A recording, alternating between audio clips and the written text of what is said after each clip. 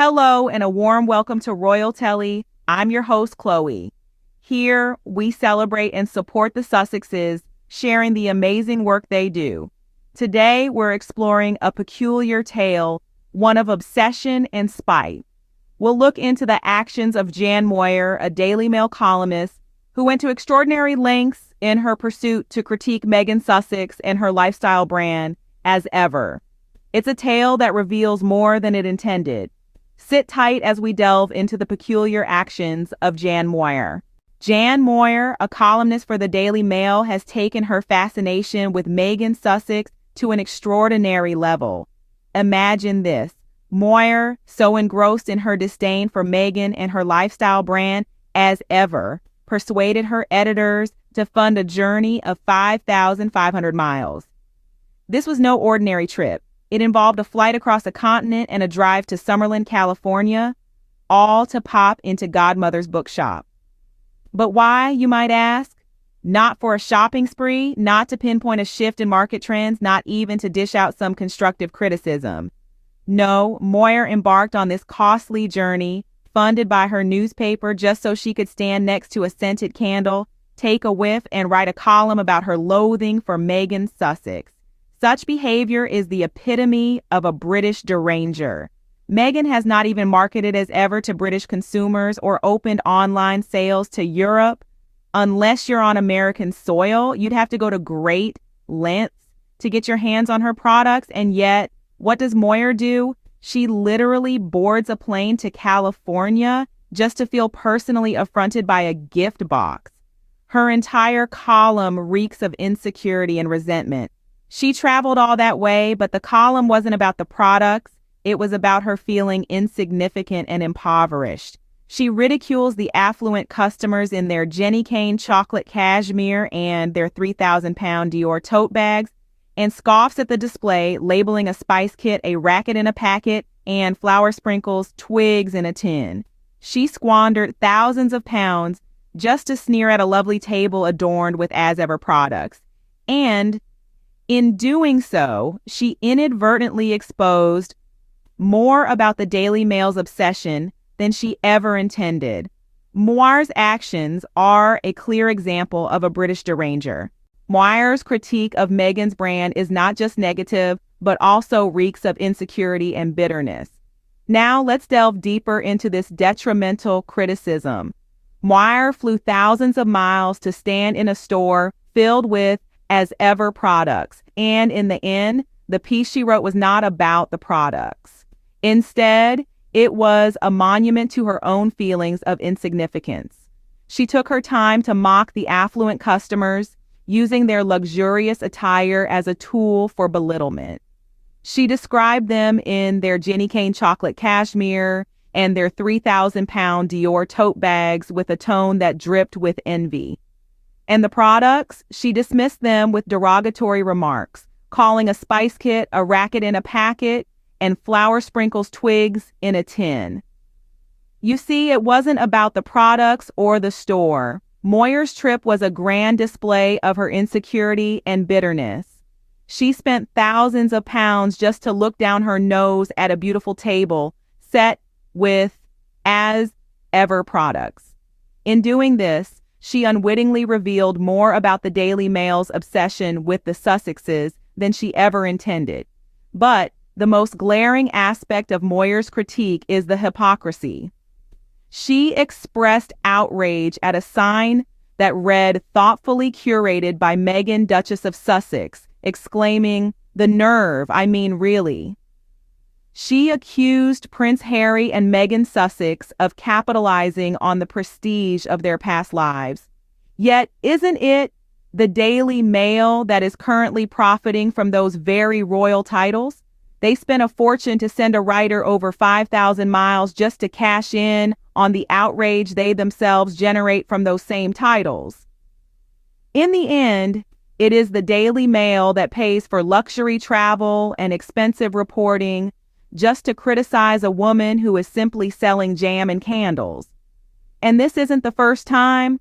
Moyer has done this before, stalking Prince Harry for his 40th birthday in Montecito.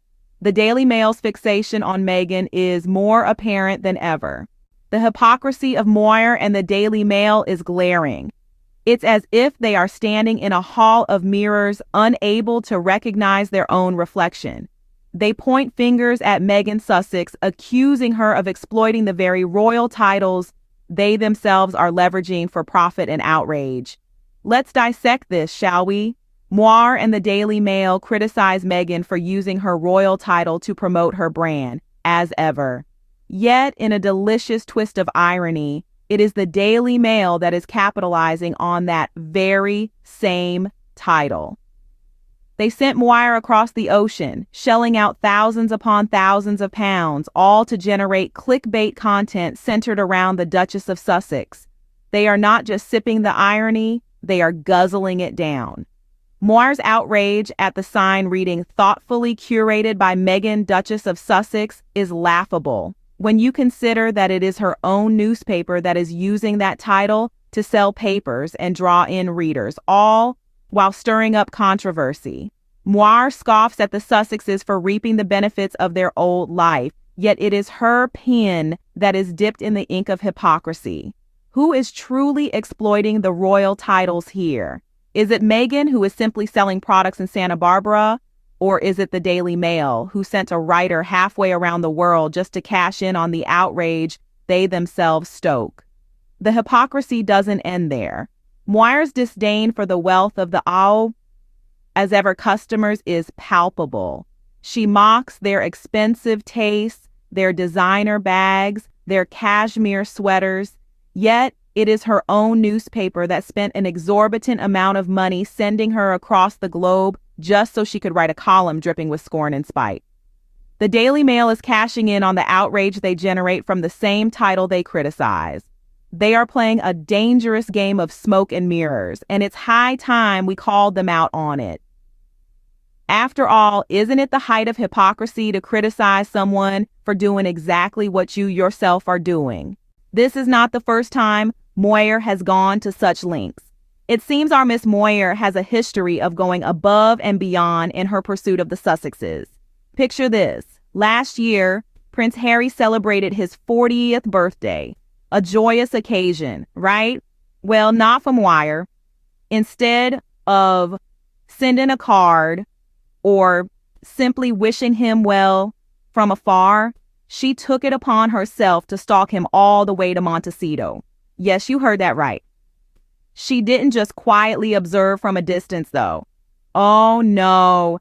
She barged into local businesses, trying to stir up some form of controversy. But what did she find? Americans, in their usual manner, mostly ignored her. They refused to indulge her by discussing their local celebrities. It's almost as if she was the one out of place, not them. But let's not stop there. This pattern of obsession doesn't just stop at Prince Harry. No, it extends to Meghan Sussex and her lifestyle brand as ever. Moir didn't just write about it from the comfort of her desk. She embarked on a journey spanning 5,500 miles across continents to California just to visit a bookshop. And for what? To stand next to a scented candle, sniff it, and write a column about how much she dislikes Meghan Sussex.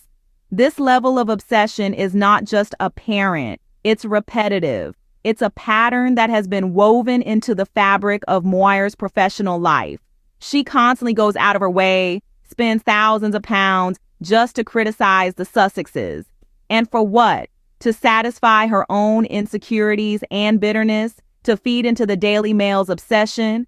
Moir's obsession with the Sussexes is not only apparent, but also repetitive. It's a cycle that she seems unable to break, a pattern that continues to repeat itself with each new column she writes. One has to wonder, when will it end? Or will it just keep going? An endless cycle of obsession and criticism. Only time will tell. Despite her relentless criticism, Moir unintentionally confirms the success of Meghan's brand. The fact that the Daily Mail is willing to spend thousands of pounds to send a columnist halfway across the world just to critique a lifestyle brand speaks volumes. It's not about the candles, the spice kits, or the flower sprinkles. It's about the woman behind them, Meghan Sussex.